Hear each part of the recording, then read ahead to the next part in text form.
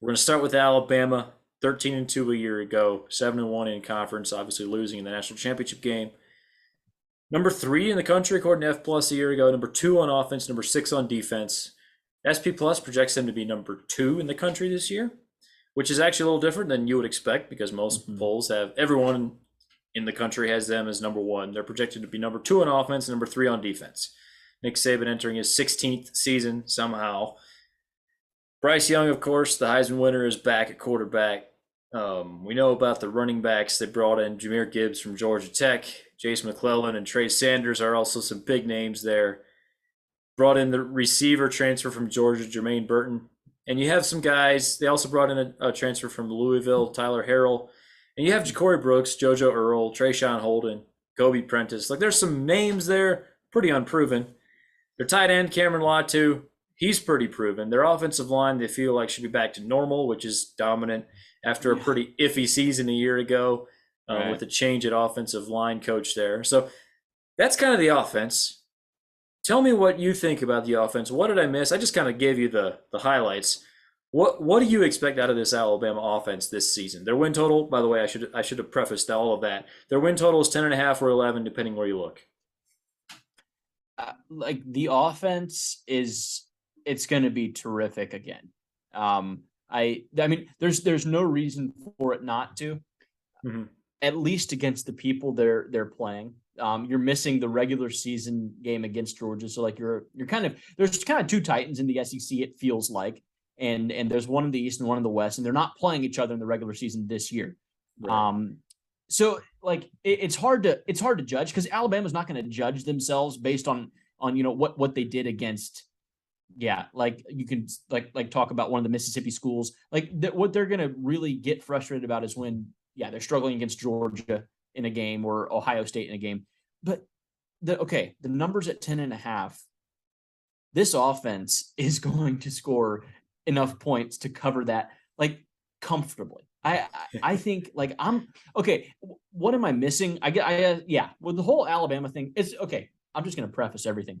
The Alabama line has flustered me most of the offseason. I've spent way too much time thinking about this team and this line because you're returning a Heisman winner. Do you know how seldom that happens that you return a Heisman winner? Like at a place like Alabama, then right, exactly. Like that's just not a super common thing, especially a guy who is. I mean, he played in the national championship. He won the SEC championship last year. He was the only guy that had success against that Georgia defense in the first game. Like literally the only one all year was Bryce Young. And then, and you like the weapons. The weapons are flashy. Like we got Jahmyr Gibbs, stud running back. Jermaine Burton comes in, who really you think that he could be what Jamison Williams was, like the transfer in at receiver that really takes over and becomes a 1,000-yard guy. But then you have to think about the offensive line. They had some close calls last year. Alabama was in a fist fight with LSU, and we kind of forget about that. They should have lost to Auburn because they literally could not block. They could not block. It's true. They didn't run the ball. They were in a one-score game with Arkansas in the fourth quarter. These are things that like they had a lot of scares last year, and we've forgotten about that. Like I think we've kind of just let that go because they did win the SEC and they beat Cincinnati in the playoff, and then they almost won a national championship. Like we're kind of splitting hairs here, I guess. But like it's okay to be a little concerned, and maybe the line at 10.5. I don't see Alabama losing 2 regular season games. I think like Bryce Young equals more than 10 wins. like he covers that much for me. So I'm leaning over. I have not made up my mind on this line. I have considered this line all off season. I'm going to just hand this over to you. You go for a little bit and I'm going to gather my thoughts and I'll try again here. Yeah. Well, why don't I talk about the defense for a little bit? So their defensive line, you got seniors, all 3 starters are seniors. DJ Dale and Byron Young are kind of the big names there. Then of course the linebacking core. When it comes to linebackers, Alabama has the studs. Will Anderson Jr., of course, probably the best defensive player in the country last year as a true sophomore. Could have won the Heisman, arguably, and could win it this year theoretically if that was a normal thing that defensive players could win. He's that good. Like just look up his numbers. It was like over 30 tackles for loss, ridiculous sack numbers. And by the way, he's also incredible against the run. He's not a one-trick pony. Right. He's your That's right. all-around stud. Dallas Turner was a freshman last year who came on strong as a pass rusher. A lot of attention obviously will be paid to Anderson. So Turner, he could put up some big numbers this year. And then you still have Henry To'oTo'o on the inside. And there's other names there you can talk about. I feel like none of them were incredible last year. Like I would say the outside linebackers, the pass rushers were the strength of the linebacking core for Alabama last year. And maybe it's unfair to compare the inside linebackers to that level of greatness.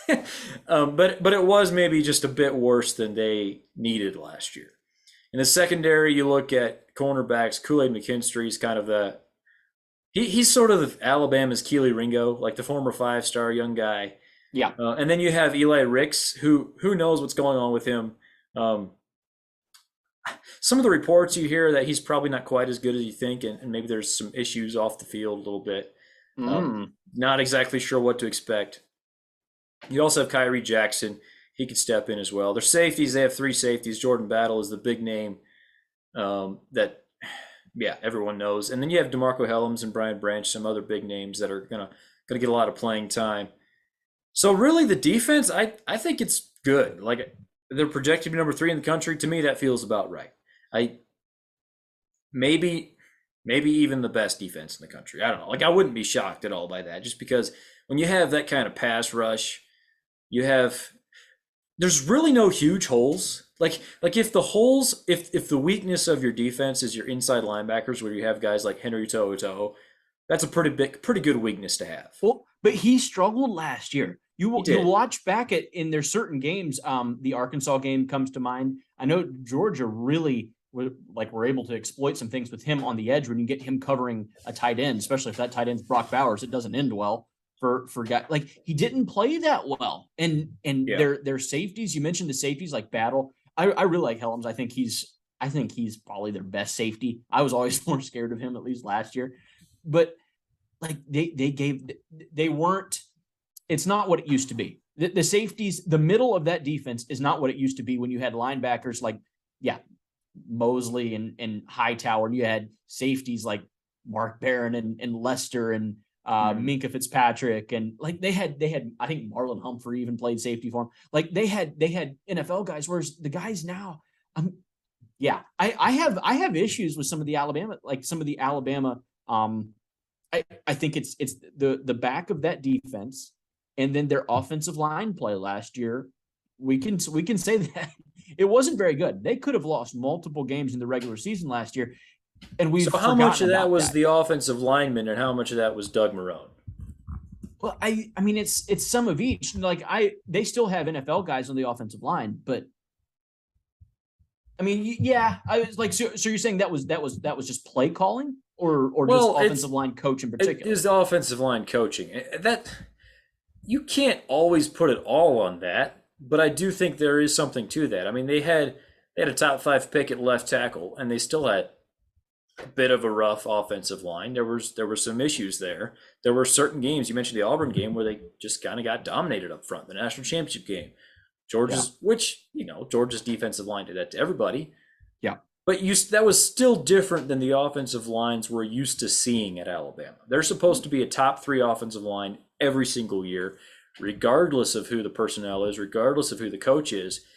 And they feel really good about what they did there this offseason. Am I correct in thinking they got Kentucky's offensive line coach, and Kentucky has built their success on offensive line? Correct. And correct. I've heard some rave reviews about the job he's doing there. Apologies, I can't remember his name right now off the top of my head, but I've heard good things about what he's doing, and I feel like they always have as much talent there as anybody. And if it's finally being coached right, I guess my thinking is they'll probably go back to being a top 3 offensive line. And honestly, with those running backs and Bryce Young, who's really good at buying time, I don't know that they have to even be a top 3 offensive line. They could be a top 10 offensive line, and the offense will hum right along. So if you go back and you watch that Auburn game, we forget they didn't score a point until the fourth quarter. Yeah, Like that's they true. were straight up. They had an NFL tackle that was straight up getting dominated, and I mean they were lucky they didn't give up a safety to like and just have like literally negative points on offense. Like it was that bad in that game, and yeah, I'm conflicted with Alabama because I actually did early this offseason think like this is Alabama's year, right? Are we kidding? Like who are we kidding here to think that Saban's gonna if he doesn't win this year, he will have won one of the last 5 championships. That's a drought by Alabama standards. Okay. Yeah. The he will have probably lost to maybe Georgia again. Like either Georgia or Ohio State will have gotten him again. That feels like the reign is ending almost a little bit for Alabama. And like that's so not what like that's just anti what really happens. Like I'm a realist. I've been around for years when you think Alabama's starting to decline. I remember after Ohio State beat them years ago, it's like it's over. It's over. There's the famous clip of Joel Klatt and Colin Cowherd saying, "Yeah, it's over." And then Klatt's like, "Yeah, it is. It's over. They're too slow." And like what's happened since? Like they won I think 3 titles since then. So yeah, I'm not saying that it's over, but like this, they have to win this year. They have to win this year. You have a Heisman Trophy winner. This has to happen for you. And like I have like I don't know. I have questions about if they can really run the ball and if they can protect the passer like they used to in years past. I'm gonna take the over because I'm not. What am I gonna do? Bet against Nick Saban here? Like that's so dumb. Like I'm gonna go ahead and take the over, but I'm really interested. I've waffled on this Alabama team so much this offseason. I'm very interested just to watch them play, and especially against some good defensive lines. I'm curious. I'm very curious. Have you fixed all the problems from last year? Because there were some. There were more than what we were led to believe. Bryce Young bailed them out, and he was a get out of jail free card pretty much for that offense because there were stretches where they were not very good at all. Mm-hmm. Yeah, I hear what you're saying. On the 10.5 number, which is it's used minus 300 to the over. I'm taking it even if it was minus 800. Like I feel that confident in it. And we should talk about the schedule a little bit. It is a tough schedule for anybody but Alabama. Like this is a tough schedule. I'll run through it. Okay, so they have Utah State, obviously. Then they go to Texas. Who knows what that is? Louisiana Monroe, the Saban revenge game. Vanderbilt. They go to Arkansas. They have A&M at home. They go to Tennessee, Mississippi State, at LSU, at Ole Miss, Austin Peay, and Auburn. So there's some tough road games in there, depending which. What's the easiest road game? Is it LSU? Is it Texas? They have 5 pretty tough road games. But again, you're talking about Alabama, and to me, I feel like they're a 2-touchdown favorite probably in every single game this year, possibly with the exception of A&M, but that's at home. And if it's under 2 touchdowns, I'm taking Alabama to cover. That's sort of my feeling on it. If the number was 11.5, I would think about it. About it. No agreement here. When I'm also on the Alabama over. It's not smart to bet against Saban. It's just it's not smart. I think I trust him enough. He has earned the benefit of the doubt. If anyone ever has, it's him. And they do have issues. I think they will get them fixed. Who is their most likely loss? Do you feel is it that road game at LSU in Death Valley? That's sneaky. That's going to be tough. Auburn's at home. Auburn's never. I mean, it's Auburn goes to Alabama. They haven't won in Tuscaloosa since I think Cam Newton. Right. So they A&M also at home. Like I don't think Texas is really going to scare them in week 2. I think it's going to be probably a road game, maybe at Tennessee, at Arkansas, at LSU that maybe gets them if they do lose one. I think probably the most likely one is at Arkansas. And I'm not positive that Arkansas is better than Tennessee necessarily, but I think they're a lot more balanced.